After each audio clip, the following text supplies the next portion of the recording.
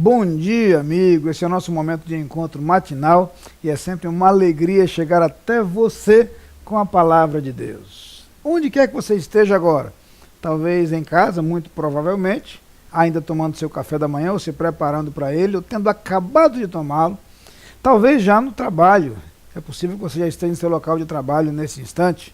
Boa rotina para o dia de hoje, boas atividades. Talvez esteja a caminho do trabalho e tenha a oportunidade de assistir ao programa também. Independente de onde você se encontre nesse instante, receba minha palavra de gratidão por contar com a sua atenção e sua companhia nesses momentos. Saiba que do fundo do nosso coração, nosso desejo é que a palavra de Deus fale a sua vida e faça diferença já no dia de hoje, no seu viver. Mas quero, por falar no dia de hoje, me lembrar que há pessoas que exatamente hoje completam mais um ano de vida. Vocês recebem um abraço especial. Um abraço que vai acompanhado de muito carinho e de um profundo desejo de que as bênçãos do Senhor sejam derramadas generosamente sobre a sua vida e sobre a vida das pessoas que você ama. Agora, todos vocês são convidados para alguns instantes de reflexão em torno da palavra de Deus.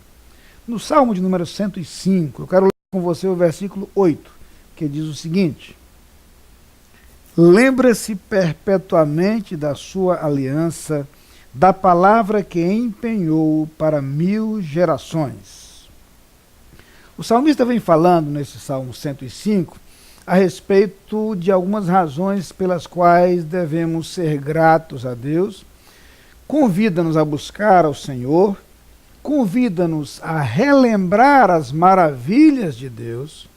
Mas agora nesse versículo especificamente, ele diz que Deus, entre outras coisas, coisas que merecem ser lembradas e pelas quais devemos ser gratos, mas entre outras coisas, Deus se lembra do seu compromisso, da sua promessa. E a partir daí passa a fazer referência ao agir de Deus ao longo da história, desde a vocação de Abraão, etc, etc, etc.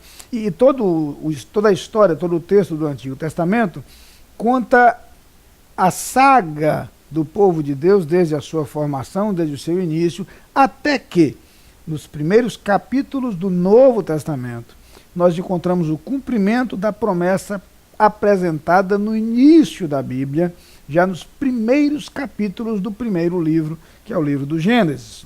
Ali Deus estabelece uma aliança. Ali Deus faz uma promessa. O homem havia pecado, por pecar havia sido separado de Deus, distanciado de Deus. Mais tarde vamos aprender nas Escrituras que o pecado escraviza, que o pecado condena, que o pecado traz como resultado, como salário, para usar a palavra de Paulo, a morte eterna. Tudo isso aprendemos ao longo das Escrituras. Mas esse pecado já aparece no início da história da humanidade, mais precisamente no capítulo 3 do livro do Gênesis. E ali, imediatamente, Deus estabelece uma promessa. Ele vai providenciar a redenção. Ele vai providenciar a salvação. Ao longo de todo o Antigo Testamento, algumas coisas acontecem. Deus prepara o terreno para que a sua promessa se cumpra. Prepara um povo e através desse povo nasceria o seu filho, viria ao mundo alguns milhares de anos depois.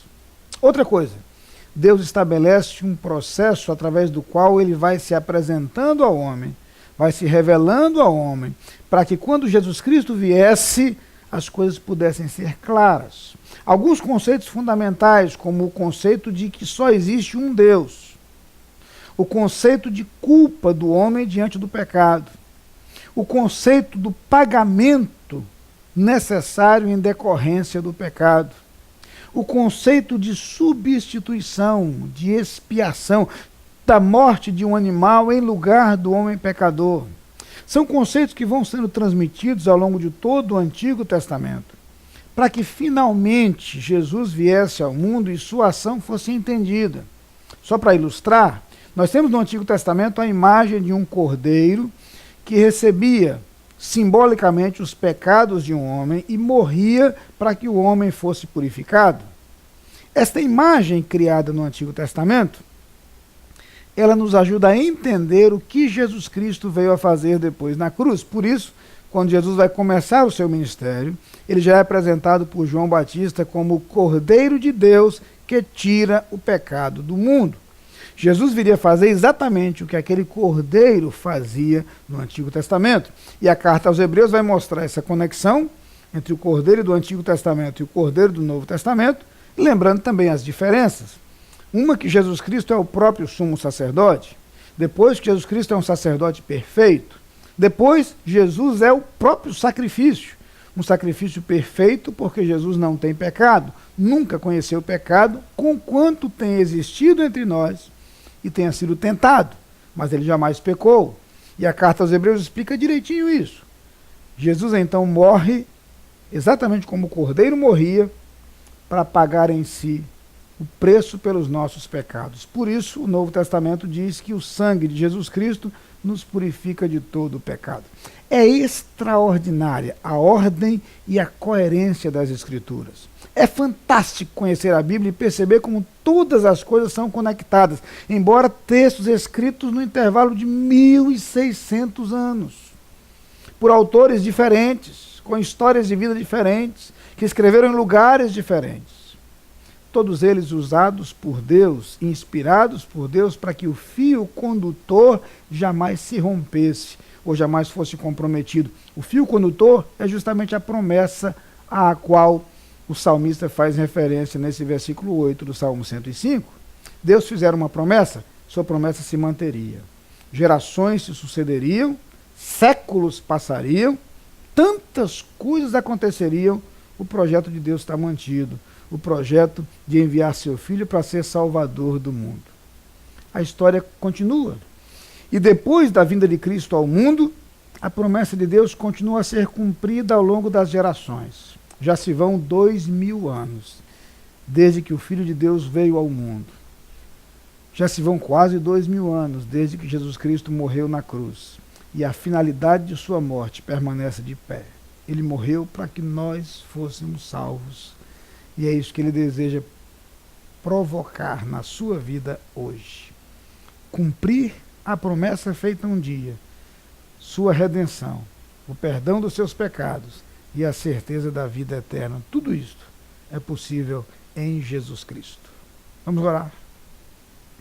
Pai querido, como é bom lembrar o teu amor e perceber o modo como este amor se manifesta no cumprimento das tuas promessas e, sobretudo, do plano de salvação.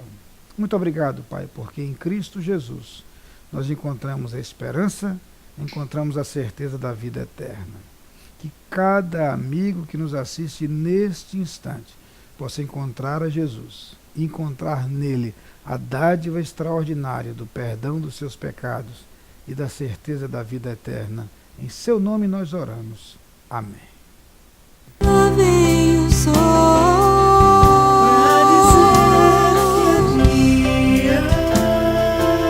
Enchendo a terra de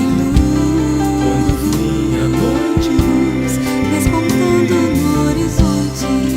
Lá vem o sol, quando fim a noite, pra dizer que é dia.